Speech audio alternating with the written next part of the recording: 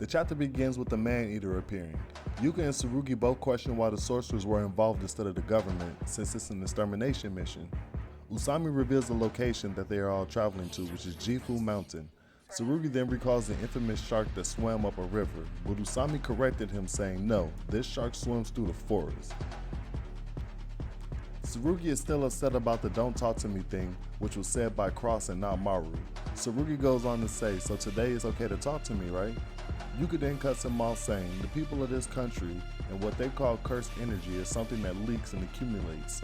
The true nature of a yokai and the strange phenomenon start with this. Tsurugi then says, missions like extermination missions of abnormal beings haven't occurred anywhere outside the supernatural wasteland of Tokyo for the past several decades.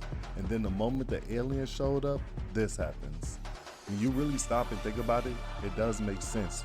Because for the last 68 years, there has been a decreasing number of not only sorcerers but cursed spirits. And she said outside of the wasteland Tokyo, which was the battle of Ryomen Sukuna, she said outside of that area, cursed energy is damn near abysmal. Like, it's damn near abysmal and no curses really appear like that. So this hasn't happened in a while. So I'm kind of understanding where she's coming from.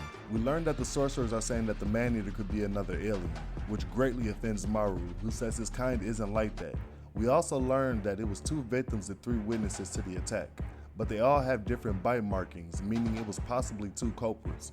Tsurugi goes on to say, beneath the surface, I think a war of invasion by the aliens is about to start. Maru is confused as to what he means by that. We're doing all this to prevent the outcome. He then goes on to say, what about you? Do humans have enough morality to talk about aliens? Tsurugi replies with, coming into someone's house uninvited, you have no room to talk. Remember, Tsurugi is mad about the previous night, so him picking a fight with Maru is really uncalled for. But in the middle of their argument, a floating shark appears right next to them. Tsurugi draws his sword, but Maru stops him because the sparks and the flames from it will start a wildfire and burn down the entire area. But after he says that, somehow, some way, Maru gets a hold of the shark and starts riding him. Tsurugi gives chase, but as he gets closer, he realizes it's not a cursed spirit, it's a former sorcerer by the name of Nagata, and that he's looking for a man-eating tiger, which explains one set of bite marks, but not the other.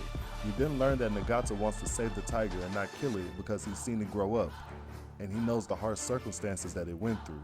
Nagata then races off saying he smells blood and thinks it's the tiger. Nagata, Tsurugi, and Maru find the tiger. Nagata tries to catch the tiger, but gets his fin cut off in the process. Tsurugi jumps in to save Nagata from further damage and prepares to draw his sword on the tiger. We then get a small flashback of a young Nagata and the tiger, and it's obvious he really did care for the tiger.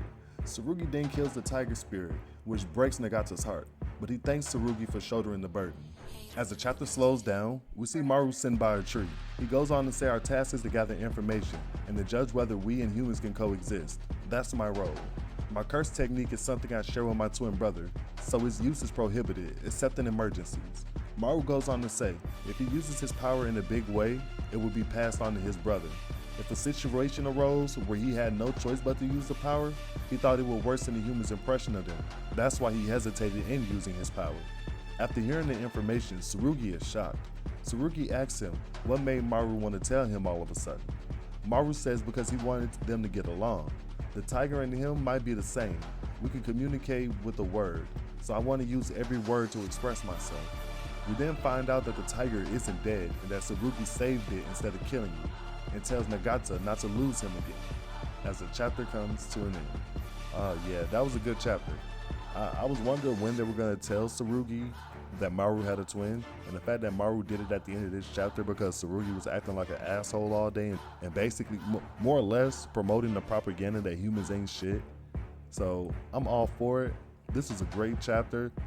Man, I can't wait to see where this goes because we don't even know what Yuka's main curse technique is. Like, yes, she has Yuta's ring, but bro, she got her own curse technique within her body. Yuta's ring is just to help protect her until she unlocks that power. And the heavenly restriction user like Tsurugi, man, if this is anything like the Dragon Ball series, if Maki was already moving at like Mach 5, Mach 6 speeds at her time and in her era, equaling Toji at a younger age, then I guarantee you At this age, Tsurugi is definitely going to be doing shit that's Saitama levels of superhuman. And he's going to be one of the people that the debates are going to be, oh, well, can Tsurugi beat Ryomen Sukuna? And let's be honest, at this junction, at this day and age, no.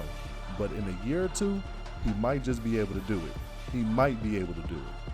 But more or less, like, comment, subscribe, be fucking dynamic. I love y'all. Peace.